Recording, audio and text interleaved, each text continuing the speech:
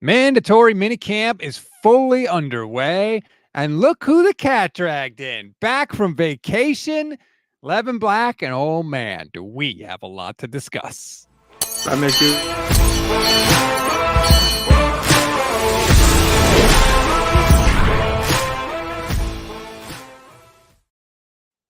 You already ruined the show. I do the cold open, I hit the open, then you talk. But no, you had to immediately get a couple words in and screw up the open for the YouTube audience. Well, I was just wondering, does that make you a cat? No. No? Then what's the cat in this situation? What dragged me in? I don't know. It's a saying. All right. God. It's Gold Standard Podcast Network. I'm Rob Stats Guerrera. He is Levin Black. It is Wednesday night. We are doing this live Wednesday night because Levin has some work stuff on Thursday. It's going to prevent him from going live. So here we are for you on a Wednesday night. As Jedi says, get your Gatorade, drunk boys. Clear the pipes. Let's go. I like the photo. It is of T.O. on the Dallas Star, one of my all-time favorite moments as a fan. I don't want to even talk that much on this episode. You've been on vacation for a week, so I expect you to be like an unkinked hose and just have all the takes just spewing out. Isn't that normal? You No. almost never get to talk on our show. What we have a ton to get into today because I mean I haven't talked to you in a while. We haven't even really been texting that much because I wanted to let you be away and not bother you on your vacation. So where do you want to begin? Do you want to begin with Christian McCaffrey? I have a theory on how the Niners can avoid a Super Bowl hangover that I just sort of popped into my mind before we hit record. We can get to that. We can talk Brandon Aiyuk. Where do you want to go first? Well, first, you need to figure out what our Aiyuk numbers were on our bet. Because I can't remember if you went slightly higher than me or slightly lower, because it's pretty clear that we're not going to be all too close because the market has changed.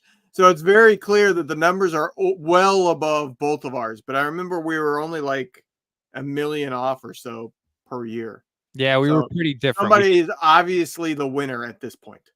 We did make a bet what that contract would look like. But if it never gets signed, then neither one of us loses.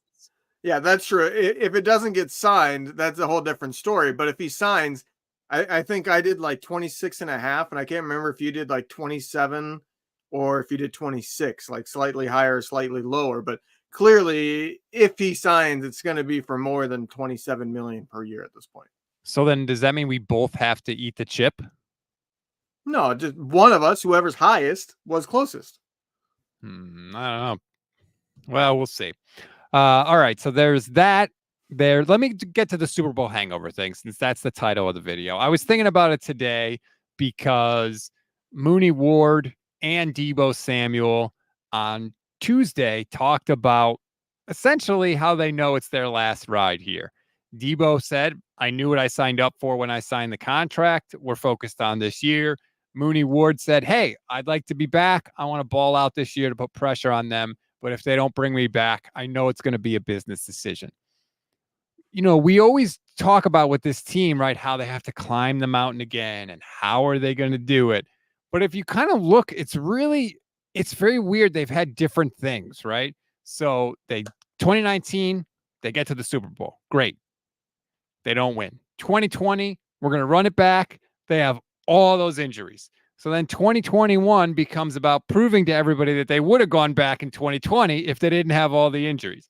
They got to the NFC Championship game, of course. They fell short. Then 2022 happens, and it's basically like, hey, nothing's going to stop us, not even losing two quarterbacks and having to go with a rookie. And I feel like the Brock Purdy thing kind of, I don't know, it was like a shot in the arm, and it was like a re-energizing them, I guess. Yeah, it was we don't have to deal with that guy being Jimmy Garoppolo. And also, like, we're still coming. You can't stop us. And then Brock gets hurt in the NFC Championship game. And last year was all about, well, we would have gone to the Super Bowl if Brock didn't get hurt. And they go back to the Super Bowl and they lose. And this year, I feel like it's the last ride for this team. It's the last dance. They know it. They're aware of it. They're talking about it. And so it's like, yeah, it might suck to have to climb the mountain again, but I also think it's like, hey, we all know this is it. So let's, once more into the breach, let's go and let's do it. And I feel like that is like a kind of a unique type of motivation. And I think that may help avoid the Super Bowl hangover. It could for certain players. Certainly, they know it's their last ride, as you mentioned. So that does change things a little bit. A lot of times when a team makes it to the Super Bowl, there's kind of a, I wouldn't say mini rebuild, but similar. Like there's key players lost. And so the team that's coming back isn't really the same. The only thing the Niners lost was Eric Armstead in reality that was significant. And they picked up Leonard Floyd for the defensive line, and they made a trade to replace Armstead. And I think they'll get similar production from that spot because Armstead only played half the season, anyways. So it's a weird situation where they made the Super Bowl, but instead of like, oh, we're confident we can replace these pieces, it's no, we're still here. It's the same team. So it is a little different of a feeling than a normal Super Bowl hangover just to begin with. My question is, I feel like fans, at least how I feel and how I feel like most of us feel, approaching being able to win a Super Bowl is a weird spot. And I think if the players are honest with them, there's probably some of them that would agree. And that's the thought of, well, I know we can win a Super Bowl as long as we don't play that team. Like, that's how I feel. Like, I know we can win a Super Bowl as long as we don't run into Mahomes. And then it's I don't like it. It's still possible, but I'm not counting on it. Yeah, I would agree too. I think that not playing Mahomes would change the whole vibe of like the week leading up to the Super Bowl, and like it would, it would change a lot. I completely agree with you. Now obviously we have a long, long way to go, but yeah, I do think that, or even beating Mahomes in the regular season, I think at least would change it a little, right? Because at least they'd have like, hey, this is possible, because they would have done it by that point. I'd never really connected these dots, but saying that as long as they don't face the Chiefs made me think about the other AFC teams. And what are the next two most likely teams? Well, you got the Bills. Josh Allen destroyed this team a few years ago. And you got Lamar Jackson, who destroyed this team last season. So I guess I would feel better, but I wouldn't feel warm and fuzzy like, yes.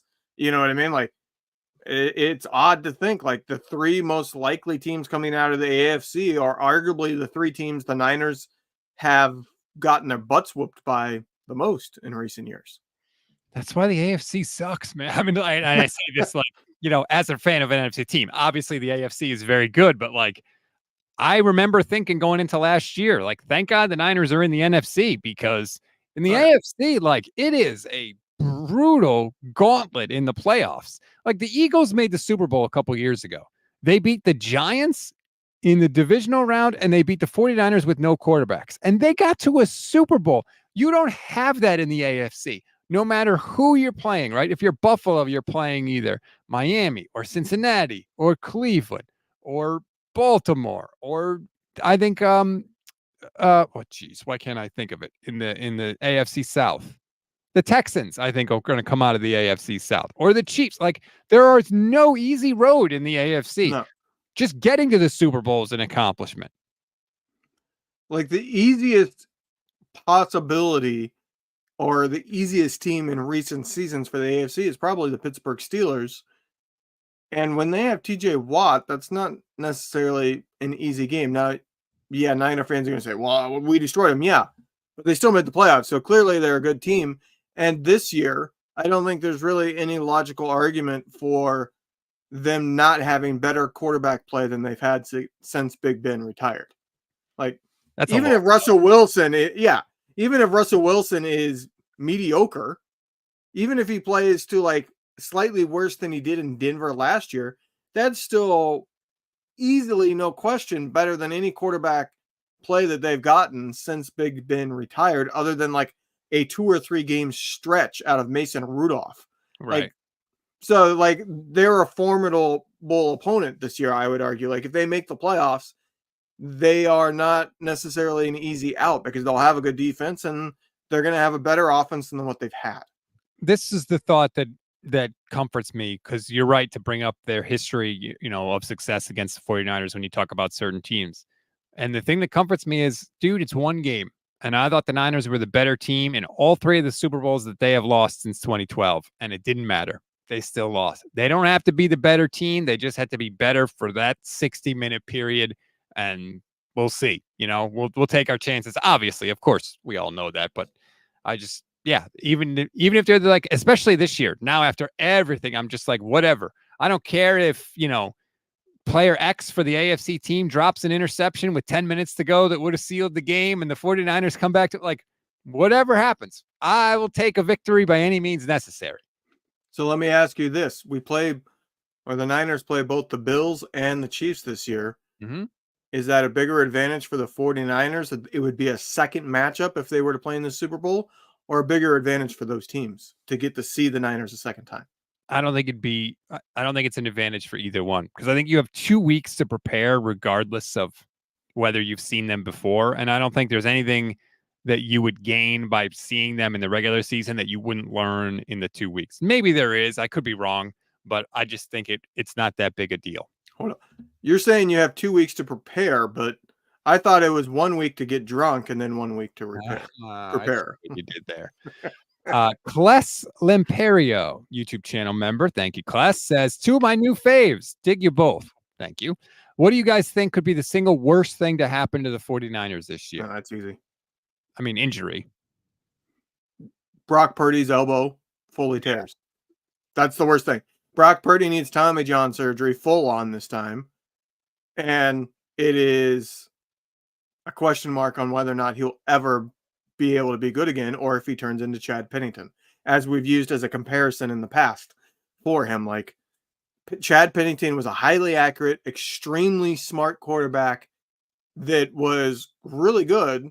And then he got hurt a couple years into his career, and his arm was already on the weak side, went to being so weak that he could never be really good again. So, like, that's the biggest thing. If his elbow blows out, it becomes oh crap, do we even have a quarterback? Right, because that just affects not just 2024, but it potentially could affect the years down the road. Jason Tillman says, yikes, I don't want to think about the worst thing. I agree. We were asked. I don't want to put that out in the universe, but we were asked, and we appreciate the questions and the donation. Obviously, we'd appreciate if you kept those coming. But if you don't want to put a donation in there, just keep the questions coming. I appreciate it. Kawa Chipto says Brock Purdy's arm should be much better this year. I did see Grant talking about this with Jesse Naylor, who coincidentally I did a live show with earlier this afternoon that you should go check out. Not now. This is our time. But Grant's point was like, it might be a little stronger, but it's pretty much the same. But Grant did say, and I've seen, I think Larry Krueger said this too, that Brock is the leader out there. He is running the practices. He is stepping up. He is more vocal, that he has sort of fully embraced the idea that the 49ers are Brock Purdy's team. And I've been talking about that. That is music to my ears. Yeah, it's very clear this is the transition happened this offseason. This is Brock Purdy's team, and that's all there is to it. It's not, I think, obviously it was kind of Jimmy's team, and then even with Brock around, with him being injured last offseason and Trey Lance still being part of it until he got traded, it was kind of it's Kittle's team. Right. I feel like last offseason, if you were to ask, well, who's the true leader on this team, Kittle would have won that vote, and Warner would have been second. It is now a landslide 90+% Purdy. And I think it has to be that way. When you're supposed to have a guy at quarterback, I think it has to be that way. And I would argue if your quarterback is not that guy, then you don't have a quarterback. And it's one thing, like Grant talked about how confident Brock looks doing everything. And that's awesome. And you need to have that confidence, but you need to be able to execute it on the field. I remember listening to, was it Taylor Lewan? I think it was Taylor Lewan. And he talked about how quarterback got hurt and the backup came in. I think it was Blake Bortles came in and got in the huddle and was like, all right, guys, you give me a little time and watch. I'm about to slice these dudes up. It's like, oh, okay. Confidence. Awesome. And he hit like a couple of passes in a row and he kept saying in the huddle, like, here we go. Just watch me work, baby. And then he went out and threw like 2 straight picks. And it was just like guys were basically like laughing at him at the end of it. So it's great to have the confidence, but you got to be able to back it up on the field. Brock has shown he can back it up on the field. Now, if he does take that step forward, like taking control of the team, I think that's the best case scenario for everybody. Exactly. This should be something that hopefully Kyle Shanahan takes a cue from. Hey, pass a little more. Let him be the leader. Let the offense flow through him and use McCaffrey as like the sledgehammer at the end. You know what I mean? To finish them off. You know what I mean? Like, that's what I would like to see. This year, it's a transition to not necessarily pass first, but like, all right, we can threaten you even on every down. We're going to come out and we're going to pass if that's what you're doing. If you're stacking the box, we're going to pass on you. And they end up passing 600 times instead of 550, or, just a little bit more to get to where they become a team that's not the most run heavy team in the league like they've been many years in a row at this point. Kyle was asked about whether there's going to be a shift in philosophy because of the signing of Logan Thomas, who spent most of his time, even though he's a tight end, in the slot and away from the formation. And Kyle said no. Now, he doesn't have to reveal anything in June, and I doubt he would reveal it anyway. But a lot of people are wondering that. I'm seeing the great troll Jim Everett in the chat. What's up, Jim? Can I just say, no. He needs to change to like Mark Bolger or something else. You cannot have a Purdue great Jim Everett and be a Rams troll. I will not allow it. Now he's never gonna change it. I think there's a chance, a non-0% chance, that's the actual Jim Everett. Non-zero chance? Yes. There is one way to tell. Call him something other than Jim. I think you know what I'm getting at. Google Jim Everett, Chris Everett, and see what Jim comes Rome. up. Just yeah. Jim Everett and Jim Rome, and you'll understand why Jim Rome is a jerk. Not now. This is our time. But to get to the Logan Thomas, like I haven't gotten to weigh in on that. I loved the signing, and I immediately thought of like, the shenanigans. Shanahanigans. Shanahanigans that can happen running a 2 tight end set. Because I was thinking like in my head, all right, run a 2 tight end set. You got Logan Thomas, you got George Kittle, you got single back with Christian McCaffrey. I would personally make my 2 wide receivers Aiyuk and Jennings because of their blocking ability. You can pass out of that and still be formidable. Or you can run all sorts of things like motion Kittle and have him be off of motion, the lead blocker for Christian McCaffrey, running to a stacked side that has Logan Thomas at tight end and 2 of the best blocking wide receivers in the league on the outside. Like that's like an ultimate power run, right? You run it to the left with Trent Williams. Like who the heck's going to be able to match up with that? You got Kittle in motion, a decent blocking tight end, Trent Williams, and 2 of the best blocking wide receivers leading for Christian McCaffrey. Like just that one possibility was like making me almost giddy, like I really liked the idea of that 2 tight end set and having Jennings and Aiyuk as the wide receivers, because you can move any of those players be in motion. You can motion Thomas, you can motion Kittle, you can motion McCaffrey and make it, make him like a 3rd wide receiver with 2 tight ends. You can do all sorts of things to throw off the defense with that formation. That is peak Kyle Shanahan to sign a receiving tight end and go, think of all the running we could do. But you're not wrong. You're not wrong, because they really haven't run almost any 2 tight end sets. I can't even think of a single play other than like, goal line type situations in recent years, because the second tight end has been so bad that it's been like a huge tip off of, hey, if this guy who can't catch or run a route to save his life is on the field, they're running. Or like, we don't care if he does run a route because we'll just put a linebacker on him and we'll be good. But I don't think you're wrong. I think you could it's all about deception with Kyle, right? So I'm sure he would love the idea of like, hey, we'll bring our backup receiving tight end on the field. So everybody thinks we're going to pass, and then we'll actually run. Or if you come out and you stack the box to stop the run because you figured me out, well, then I'll do a play action and I'll have my receiving tight end in there. So I think he likes the flexibility, as he always does. And it's not bad to have a good tight end to back up Kittle, who every year seems to have something. Yeah. I mean, like Kittle's been able to play a large majority of the games, but you almost feel like, boy, it's been lucky that he's been able to play 13, 14 games a season, because he could have easily missed 10 weeks, Even last year, he said he was basically from week 10 on, he was dealing with an injury that was so serious that George Kittle had to have surgery in the offseason, which we know George Kittle hates to do. So he got it because he clearly needed it. Mooney Ward said, too, basically the second half of the year that he was dealing with that injury. And he even said it. He balled out in the second half of the year. He was great. He was better in the second half than he was in the first half. Yeah, get injured more often, Mooney. No, you know what he said that really made me cringe? He was like, oh, I've had it going back to my Chiefs days, but it sort of flared up. He said, I started feeling like a 39, 40-year-old, and I couldn't let that happen, so I had to have surgery. And I just sat here with my 39-year-old ass and was like, damn. Yeah. There's no surgery I can have. This is just it for me. At least you're not a chubby 38-year-old. That's true. I'm being generous to myself.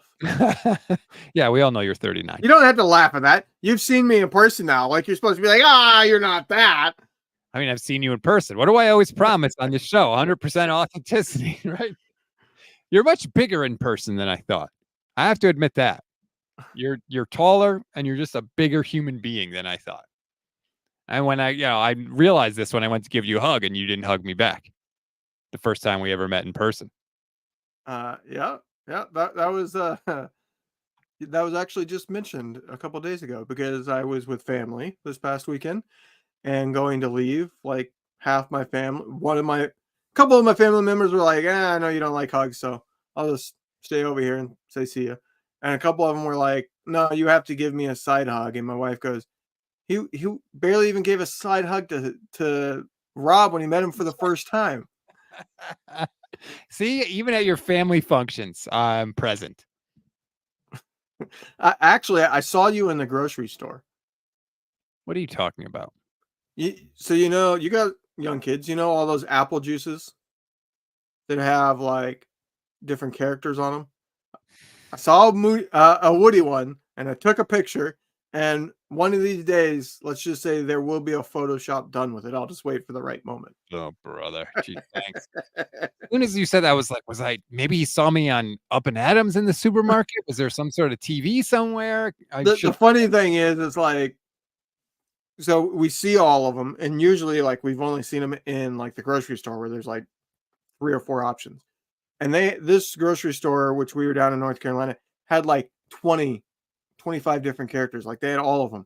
And we're like, oh, let's let my daughter pick one, because we'll refill it for like a week after, because she loves it.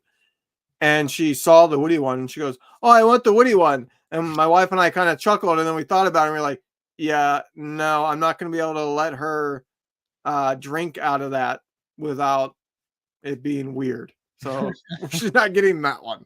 Oh, nice. Fish and Chips says you're offensive line material. I appreciate that. I was a tight end in my younger days. Brother Really Kyle Bob says, even though I've been agreeing with stats lately, I always agree with Levin Black. We don't need any Levin support in the chat. All right. We really don't. Hey, I got Bob's back. Okay. Why? What happened? If that's the same brother Bob that's always on it is Hensley's, yeah, he does $1 donations, and Hensley always gives him crap for it, saying, don't give me a $1. Just like give me save it up and give me 5, or don't do 1. And I said, hey, if he wants to do $1, you be grateful and take it. We'll take it at the Gold Standard Network. I'll tell you that. I ain't too proud. You take care of the dollars, and the big bills will take care of themselves, right? Oh, he's saying it's $2. My bad. Oh, okay. Oh, I don't care. Great. Make it $2. I'm not fussy. I take all denominations too. If you somehow gave it to me in coins, I would take it. Let's be real here. Okay. So McCaffrey, new contract, technically, some people are calling it a 4-year, $62 million deal. The Niners themselves are phrasing it as a 2-year extension. It's not a 2-year extension. They basically ripped up the contract that McCaffrey had, and they gave him a 4-year contract. It just so happens that the guaranteed or the money that McCaffrey had left, which is about $24 million, the Niners fully guaranteed over the next 2 years. So basically, they didn't really change the first 2 years of McCaffrey's contract. They just gave him the money guaranteed instead of having him have to go year to year to get it. And then, of course, they added another year of control. It's actually a really weird setup. Like, I was looking at it to get all the details to refresh my memory right before we came on, because they've also, it's been tweaked a little bit on the two different sites. Over the Cap and Spot Track have tweaked it since details come out. They learn a little bit more and all that. And what it was before we came on is basically it allowed the Niners to have a really small cap hit for McCaffrey until 2027. And then there's a huge balloon year where his cap currently would be 25 million. But the interesting aspect of it is, one, the Niners not likely to be willing to pay him 25 million when he's 31. That's unlikely. So they're going to probably want to change it in some way, whether that's just releasing him and moving on, or he has 16 million salary that season. So they could turn that into a signing bonus and shift it to split it between all those void years you see. So it'd be split 3 ways. So if they lowered his salary, say they take it down to 4 million, so they split 12 million through those void years as well as 2027, they could save 10 million in cap space on that year and have his cap number go down to more like 17 million, which at that point they might keep him. But if you look there, you can see as it stands now, even if they don't change anything, he's going to have a massive dead cap hit in 2028 when he's no longer on the team, because they built in those void years to make the cap hit so small for the next few seasons. So if they were to do that, what that's doing is essentially shifting a lot of the money into even more of a dead cap hit. So it's a really weird thing where 2027 is such a huge number that I can't see them letting it sit, and they're going to pay him or have a cap number of 27.5 million. But at the same time, if they do try to do the thing where they shift it into the void years, it's already almost a $15 million dead cap hit. So you would be pushing that over $20 million to not have him be a free agent and go play for another team. So I can't see them really doing that either. So to me, it looks very much like he's gone in 3 years. Yeah, I think that's probably what they'll do, one way or the other. But also, a $14 million dead cap hit in 2028 is not that big. It's not going to be that big when you see what the cap is going to go up to. I mean, think about it, right? We've got wide receivers making $30 million a year. So I'm not going to get too scared about that. I get your point, but I think it's worth it to have that stuff to deal with down the road. I think it was a smart contract. First of all, give the guy guaranteed money. God knows he's earned it. I mean, normally I'm not a pay for what you've done guy, pay for what he's going to do. But in this case, they didn't give him any more money than he was going to earn anyway in the contract. They just guaranteed it. So I'm all for that. The cap hits are obviously very low, as you can see on the screen, 6.6 in 2024, 9.8 in 2025, and 11.9 in 2026. It was a smart move all around. I think both sides won. I think it's pretty clear he didn't skip OTAs for wedding preps, as so many people wanted to tell me, oh, you're such an idiot. Oh, it's all wedding. No, it really wasn't. Turns out it was money. Who would have guessed? But I have no problem with this deal whatsoever. And I know sometimes I could be picky. Yeah, I mean, it's a very good contract for the Niners. A surprisingly good contract for the 49ers. But like you said, it's good all around because it allowed McCaffrey to kind of keep his big payday. I mean, he's been top of the market for running backs going on, 3-4 years now. It's 2020. He gets to keep at the top, at least there's nobody on the horizon. Let's put it that way. There's nobody right now that you're like, oh, that guy's going to get paid, going to reset the market. So he's likely to stay the highest paid for the next couple of years. So he's going to have an incredible run at being at the top of the market.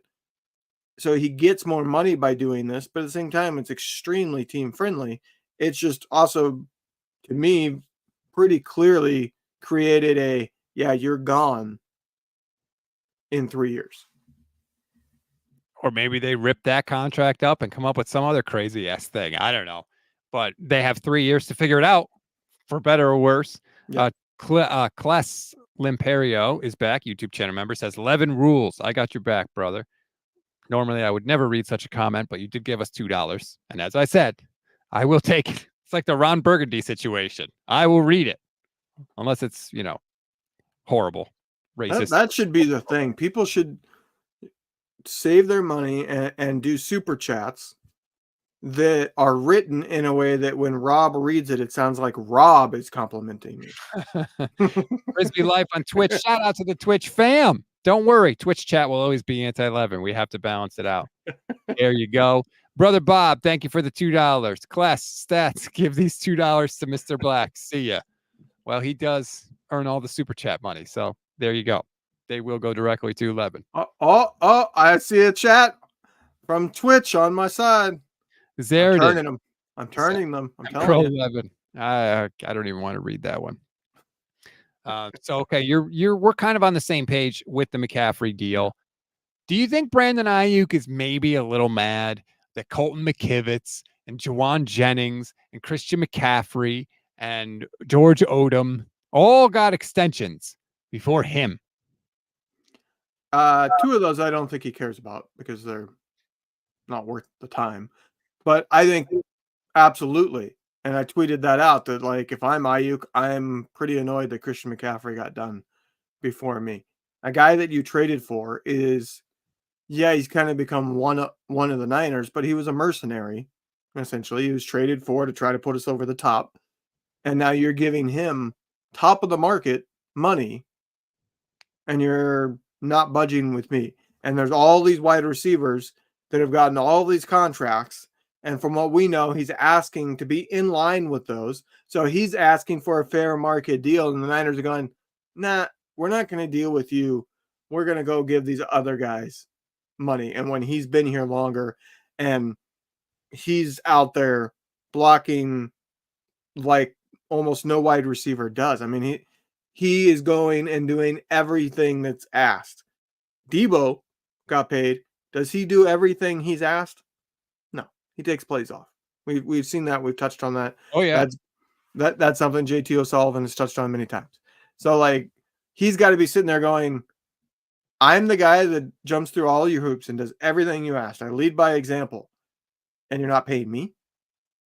I would be pissed at this point.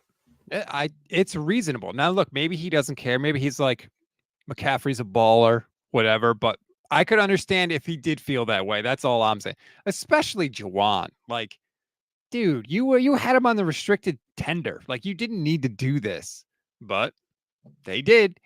And I'm not saying Ayuk's mad. He hasn't given any indication that he's upset about anything. Certainly, I was just, guys.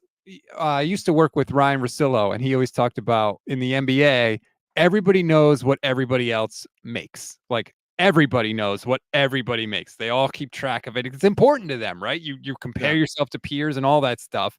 I'm sure someone, if not Ayuk's agent is definitely aware of the order that the money has been doled out in San Francisco. Absolutely. And I mean, that's his job. It's a weird situation. And I do want to touch on, like, a lot of people were like, well, they couldn't pay Aiyuk until they got Christian McCaffrey. They created the cap space for Aiyuk. They had $25 million in cap space before Christian McCaffrey. Like, what are you talking about? Yep. They're right. Likely to create cap space when they do the deal because the first year is going to be lower than $14 million that he's due this year on the 5th-year option. So there's just no reason to get it done. And as a fan, I'm really getting sick of it because they're doing this every year with their stars, and I'm really sick of it because there's zero reason for it. Have you really saved any money by waiting? No. Have you had a single contract where the player was like, oh, okay, and they made some massive concession and caved? No. Think about it. Bosa set the market. Warner set the market. Kittle set the market. Trent Williams set the market. You're setting the market all the time. Just get it done. And then you don't have this contentiousness and Deebo said 100% it affected him, the contract stuff, the year after. Bosa admitted last year the contract stuff negatively affected him. Like, players are literally telling you this is not good. And when you're in an all-in year like the 49ers are once more, you would think you would get it done. Somehow the Eagles managed to get not one, but two starting wide receiver contracts done this offseason before OTAs even began. Like, it is possible. And the A.J. Brown deal was a lot bigger than Brandon Aiyuk's is going to be. You know, we talk about how Shanahan doesn't always learn from his mistakes. He's kind of stubborn. And, you know, like your fourth down thing, like he still hasn't learned that lesson. He wants to keep doing it. John Lynch, this is an example for him of not learning his lesson. Like, hey, you're the top guy in that front office. I know I don't think he does much of the negotiating. He doesn't do much of the numbers and all that. But he is the guy that can say, get it done. Change it, cave to a degree. Don't overpay, but get it done. You got 2 weeks. He can do that. And he doesn't. Like, learn from your mistakes. Like you said, you have two of your prominent players in back-to-back seasons that are admitting waiting for that contract affected their ability the next season. Either you're all in or you're not. And if you're all in, get it done. JD Durham says, you can't find a T-Rex with a meat bone. I don't know that I've ever heard that expression before. I think what you're saying is like it takes two to tango, or they're not offering Aiyuk enough money. I'm not sure. I need clarification there, JD. I did see somebody say it takes two to tango. I can't remember who said it or see it in the chat. But here's the thing. Like you said, are you really saving money? Like, if you offer Brandon Aiyuk $2 million more than you think he should get, like, is that really the end of the world? I feel like we know the ballpark with all the wide receiver contracts that have been signed. We know what the cap is because you're not getting anywhere close to what Justin Jefferson got to figure it out. You can't be that far apart because there's not that much far apart to be given the current wide receiver contracts. So just friggin' do it. Just do it. If you want to do it. Now, if you've decided that you don't want to sign him, which I would be okay with, then that's fine too. But if that were the case, then you should have traded him before the draft or during the draft. Yeah, so that's the thing. Like, I'm personally not okay not signing him. I'm a big Aiyuk supporter, though, so that would be a big reason why. If you don't sign him, I don't see how that doesn't affect this next season. For all the reasons I just explained. Like, I feel like if you don't sign Aiyuk, a lot of what this franchise says publicly is hollow at that point because he's done everything. He does everything. He checks every box of what you want, what you're looking for. Buckner. That was a different situation, and that was explained by both player and front office that he wanted it front loaded, and we weren't in a position to be able to do that. That they did have a contract that they would have been willing to sign him. I think they even said, like, we would have signed him to a contract that was worth that much per year. We just couldn't front load it. Something along those lines was said at the time. So I think that was a different situation than a lot of the players understood, that this was a situation the team was willing to pay him. They just needed it to be set up in a way that Buckner was not willing to do. Did you see this tweet from Mike Silver yesterday? I did not see this one, no. So he talked about where things stand with the receivers. He said Pearsall is a big part of the present and future. He said if Aiyuk takes the best offer, Deebo will be gone after this season. If Aiyuk doesn't take the best offer and plays on the fifth-year option, it's Hunger Games between him and Deebo to see where who stays beyond 2024.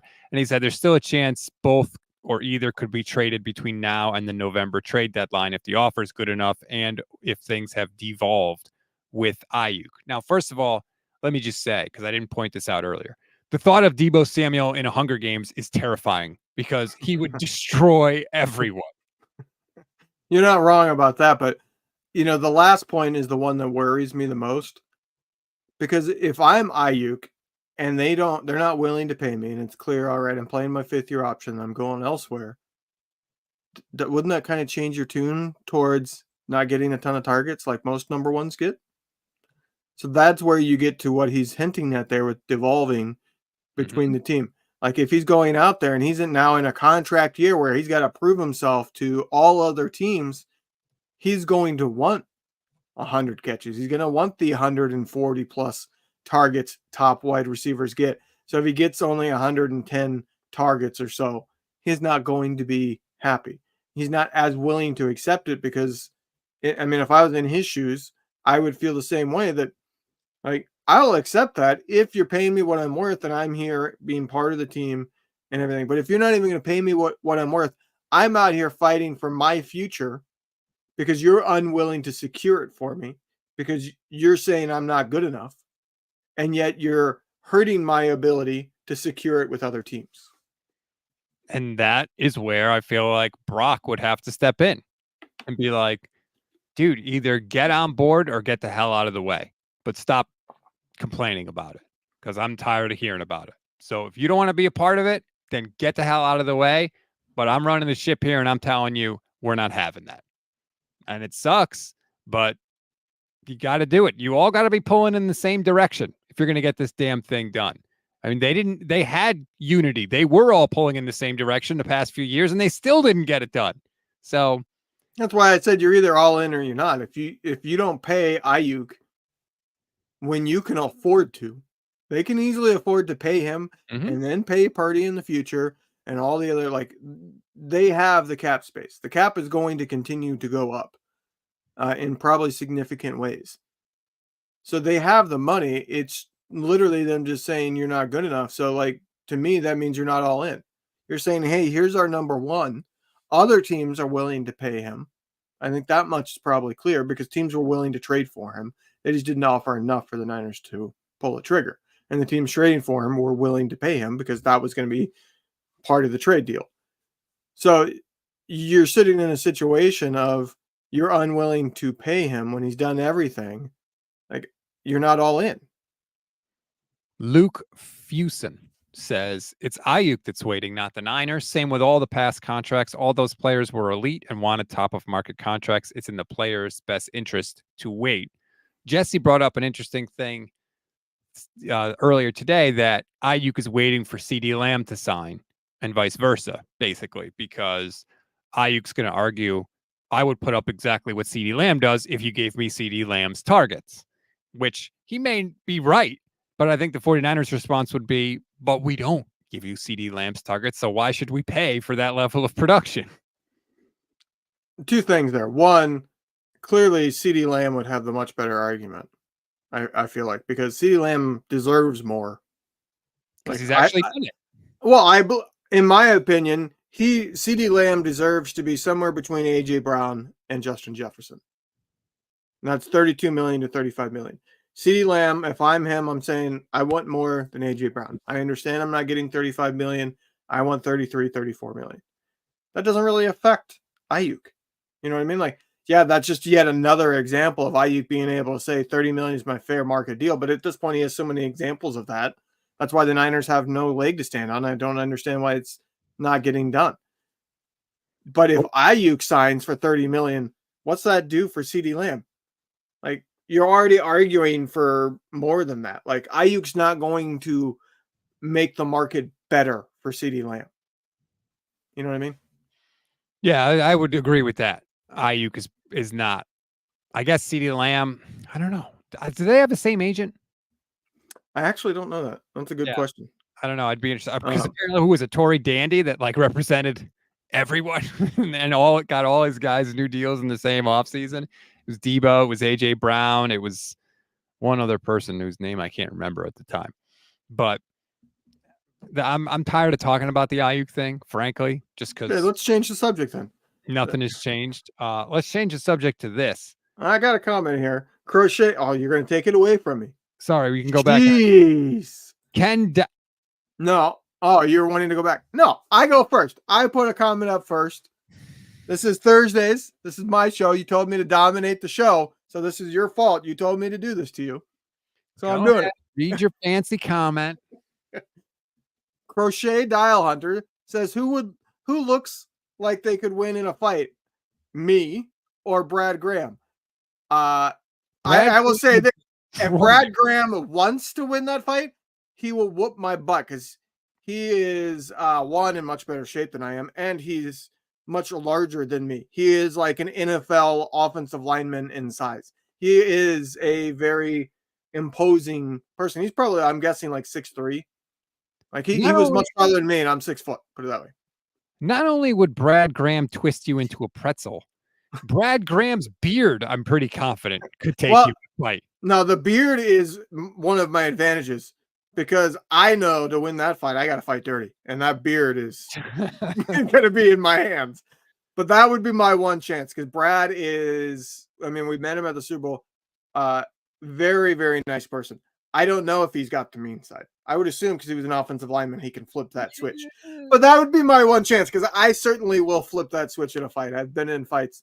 That switch does get flipped for me uncontrollably once I'm in the fight. If Brad is like Mr. Nice Guy in the fight, maybe I got a shot. But that beard is probably getting pulled out one way or another. Taking Brad, and I'm feeling I pretty would, yeah, a very heavy landslide. Ken Dowsland says, you disrespect Levin too much. I never see you disrespect any of your other employees. Well, Ken, there's a very simple reason for that. I respect all my other employees. So there you go. One, I do not like that you call me his employee. You are my employee. I'm an employee of the Gold Standard Network. Okay. No, look, we've talked about this, and I've been honest with this. Levin does a ton of work for me behind the scenes. That's incredibly helpful. And I've always been honest about this. Yes, we have fun, but Levin knows how important he is to this network and to me. I mean, this last week shows how important I am to the network. You were lost without me. Yeah, okay. I was lost. I ended up doing a lot of friggin' solo shows, man. Let me tell you. I did see that you did a couple of solo shows. I wasn't paying all that close attention, if I'm being honest, but I did look on Thursday to see what you did. Warlock says, finally, a pessimistic host was really tired of stats over-the-top optimism. He was a bigger butt kisser than the 49ers podcasters and writers. Warlock is the only person that's ever accused me of being too positive, Levin. Can you believe I'm being accused of being too negative? Diet Grant Cohn, and also too positive now. What is the sweet spot with you people? I guess we're going to call you Diet David Lombardi now. Okay. Diet Spreadsheet. Oh, neither one of those. Both of those nicknames are terrible. Now, I think it's okay to be positive when things are good and about what has been good, and still be critical of the things that I would like to see changed. And that's what I try to do. But if you're asking me, like, is Kyle Shanahan a good coach? Yeah, I think he's a really good coach. He's not perfect, and I will continue to hammer him on the stupid things that I think he does. But I mean, there's so many people out there that are miserable, and I get it because they haven't won the Super Bowl. But like, if you feel this way now during the good times, and these are the good times, what are you going to be like when we go back to the Tom Sula, Dennis Erickson, Chip Kelly days? Because those days are coming eventually at some point. Let me answer that as somebody that's somewhat disenfranchised at this point this offseason. When you actually have hope of winning a Super Bowl and you don't, when you believe you are the most talented team and you should have won the Super Bowl and you don't multiple times, that is so much worse. When the Niners were really, really bad in 2006, 2007, I didn't have a whole lot of hope. So it didn't kill me that they were losing. I didn't like it, but it wasn't the same amount of hurt because I didn't have any expectations of winning a Super Bowl. And because of that, every loss, while I rooted for the team to win, just meant, okay, they lost. The silver lining is that improves the draft position. Because every year for almost a decade there, it was about how good of draft position can we get? Because we're not winning anything. Cynthia says, I appreciate the good times, but I'm very pissed off about the Super Bowl. And I get that, and I am too. Like, don't get it twisted. I'm furious that the 49ers haven't won the Super Bowl. You can check the instant reaction shows and see how pissed I was after the Super Bowl. Like, I'm right there with you. But I also feel like we need to have a little perspective, and we should recognize that, yes, we haven't won the ultimate prize, but we can't take for granted the fact that we're in contention every year and we're so close every year. That doesn't happen by accident. It's very difficult to do. Ask the Lions, ask the Bears, ask the Cowboys. ask these teams. I don't disagree. It's just hard to actually feel that way currently. I think once the season kicks off, a lot of those feelings from last year go away. But until there's games that mean something, I'm still stuck on that. Like, I still find myself going, yeah, I don't, to be frank, sorry, I'm going to say it. I don't give a shit because they can dominate the regular season and not get it done. I've seen it multiple times in recent years. So it is like, I feel like this last Super Bowl loss did kind of fracture a certain amount of the fan base, and it includes me, that is very much like, all right, like, yeah, you can win a lot of games, but win a Super Bowl before I get my hopes up again. Would you rather be in a hopeless situation, or would you rather be in a situation like we're in, where, yeah, you could have a big payoff, but you could also have a massive heartbreak? Because I'm ready to be hurt again. Like, I would much rather be in a situation where you're in it at the end and then get your heart broken than to never be in it at all. And I can speak from great experience from this perspective because I root for the Seattle Mariners, who went 21 years between playoff appearances. So I know what it's like to be hopeless. I know what it's like to, someone in a video game I loved once said, I know what it's like to be poor. I didn't much care for it. That I know what it's like to be hopeless. Forget that. That is a waste of my time and my life. Give me the pain any day of the week. I will say baseball is different because it's not like you don't have these quick turnarounds really unless you have money to spend. So if you root for a team like Seattle or the Pittsburgh Pirates, the ability to quickly turn things around is non-existent because they're not willing to spend the money to make that happen. It takes years of building a farm system to be able to do it in baseball. So it's a little bit different because I feel like in football, like you always have that hope of, well, there's next year. You know, it's more like a Cubs fandom. Yeah, we suck, but all it takes is that one first round pick to be like dominant, and we're there because I don't know, it's just different in football. But wouldn't you much rather go into a season with hope than no hope? Yes, but at the same time, when you have been fooled, not once, but twice, at some point you got to say, well, you can't fool me again. So I'm going to wait until it's proven before I allow myself to get back to that spot that I was at. Then you're going to I miss will be out. jaded. There will be a certain amount of being jaded that doesn't go away until you win a Super Bowl. Then you're going to miss out on a hell of a lot of fun, man. You're going to miss out on a fun ride. You really are. You can't say fool me once, fool me twice, because the outcome is not preordained. They might win this year. They could very well win the Super Bowl this year. You're talking logic, and I'm talking human emotions, which are very often not logical. Yeah, did we switch bodies? What the hell happened? Usually I'm the emotional one. You're the emotional one, high and lows in the moment. I am the one that's usually very like, I stay down here. So like I am hard to like be jumping out of my seat excited, but I'm very easy to be like, F this. Like I can get down to the lows much easier than I can get to the highs. And that's something that plays into my ability to get down to the lows because I hate that I'm that way, but I can't prevent it. I am the way I am, as Popeye said. Oh man, we are quoting some weird I things. am what I am. Classical Imperio, YouTube channel member, says, I don't want to talk about the worst thing either. How do you guys feel about Dobbs? Is he the best backup quarterback we've had? And I apologize for not reading this earlier, class. I'm just really glad that I don't have to spend a lot of time thinking about the backup quarterback. Is he the best backup quarterback we've had?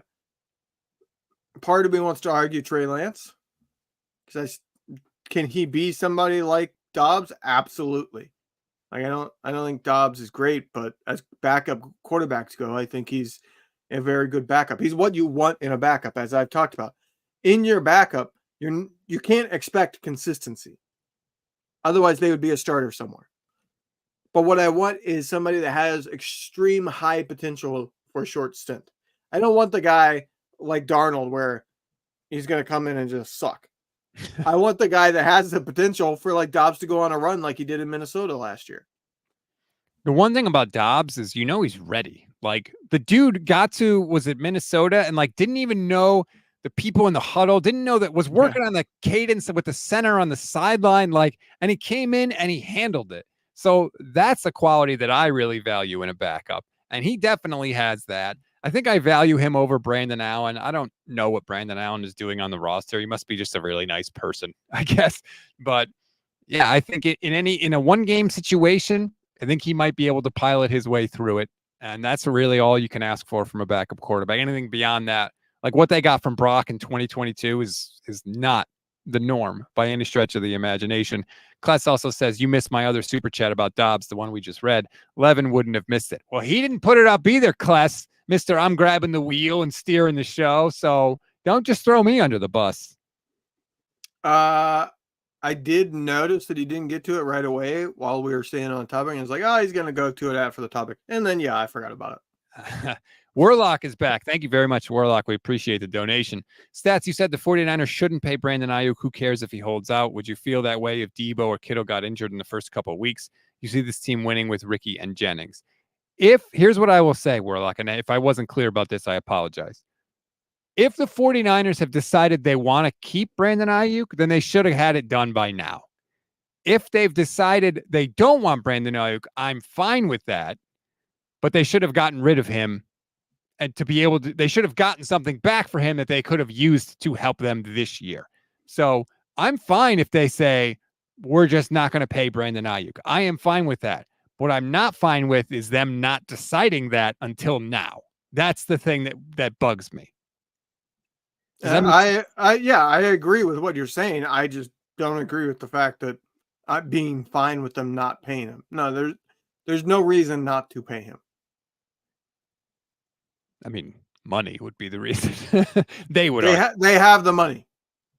They have the money. I agree. If they want to, they can't argue that it's not financial. Like I said, who's the person that gets let go because Aiyuk gets signed? If they really wanted to, they are capable of signing Aiyuk and still keeping Deebo next season. They could make that work. They have enough cap space to make that work. And his money wouldn't kick in till later anyway. Right. No, I think it's pretty obvious that if they do sign Aiyuk, Deebo's very likely gone next offseason, but that's more so just like we want to use that money elsewhere. It's not that they can't afford to keep Deebo. At that point, it becomes you're not worth the money with us also having these other two guys, or three guys if you want to count Jennings in there. So to me, like, there's no reason not to pay him. You have the money. You can afford to sign him, and it's not going to make signing Purdy or giving Warner another extension or signing Kittle to another extension or anybody else not capable of being done. Now, I know people have brought up in the chat, look, Mooney Ward is a free agent that they're going to have to pay. Deomodore Lenoir is a free agent. Hufanga is a free agent. So would Brandon Aiyuk make signing them more difficult? Yeah, more difficult, I think, is the way to put that. Impossible? No, but more difficult, especially with Brock eventually getting a giant raise, which we all know he's probably going to do, barring a disaster this year. Yeah. There might be some second-tier players on this team, guys that aren't quite stars but are very good, that you might not want to re-sign because Aiyuk got $30 million. But I also think that's a one-year problem, because if you move on from Deebo, you move on from Hargrave next year, and you make him a post-June 1st cut, you got all kinds of cap space for next year. And Trent may retire. That's going to open up something. Kittle may be gone. So that's the other thing, too, is I think sometimes when people make these projections, they always project that everybody else is staying. And we know that, that's not the reality, that they can move guys, that guys will leave. They're probably going to ask guys to take pay cuts. And I'm sure guys are going to be like, forget that. I don't want to take a pay cut. And it's going to end up like an Armstead situation. So we will see. I think very much we are in a 1 year at a time scenario. Yes, you try and plan for down the road, but also like wins in 2024 are more valuable than hypothetical wins in 2025 or 2026 or whatever, So much can change in a year that we didn't even see coming. I mean, Brock Purdy wasn't even a thing until he was. And so let's just let it play out and we will see what happens. Exactly. And like the Purdy deal, I feel like a lot of people assume when Purdy's going to probably get 50 million a year or something like that. They're thinking of it in terms of, well, his cap goes to 50. Now, the first year cap hit, my projection would be like half that. Because if they give him 5 years, 250 million, they give him the 50 million a year, and they make 100 million of it a signing bonus. Okay, well, that allows you, if you put his salary in the first year still at league minimum, he gets that 100 million as a signing bonus. So he gets all 100 million right away. So he's taken care of. He's got his money to set up his life now. But that would make his first year cap hit only like 21 million. Yeah, but see, the problem with Brock that's different from everybody else is, like we talk about with Aiyuk, oh, his cap number is going to go down. Well, Brock makes so little money now that even when you try to do a low cap number with a new contract, it's going to be higher than what it is now because he doesn't make he makes less than $1 million still. Yeah. I'm just saying, like, it's not going to be 50 million, which is what I think a lot of people are thinking in their head, because the average year value will be probably 50 million. Right. But that first year cap hit will be half of that. Maybe even less than half. So you don't need 50 million of cap space. You need 20 million extra cap space to be able to make it work with Brock. Yeah, exactly right. It's not going to be immediately 50 million on the cap. So that is very, very good, obviously. I got into a lot of trouble because I said I'm glad the Niners have to wait another year before they pay Brock, and my mentions have been in shambles ever since. I don't feel bad about that. You generally support that at all times. I even sometimes try to make it happen. Yeah, I know. Thanks. I appreciate that, by the way. All right, that's going to do it for this edition of the show. Please rate, review, and follow the Gold Standard Podcast. Like and subscribe to the YouTube channel. Click the bell to get notified every single time we go live, which is every single weekday for you. Levin, it is good that you are back from vacation. I'm going on vacation myself in a couple of weeks, so there will be a week, the third week of June. There will be no shows on the network because I will be gone unless something crazy happens, and then you obviously might go live on the YouTube channel. Yeah, I might do it. I might reach out to some people or just do a show, pop on for half an hour to talk about what happened that week or something. Be YouTube. I don't have podcast access. I have YouTube access, though. That's right. I protect my baby. That RSS feed is gold, and I'm not letting anyone else have access to it. It's the gold standard. That's right. Anyway, enjoy the rest of your Wednesday night. Enjoy your Thursday, everybody, and we will talk to you tomorrow.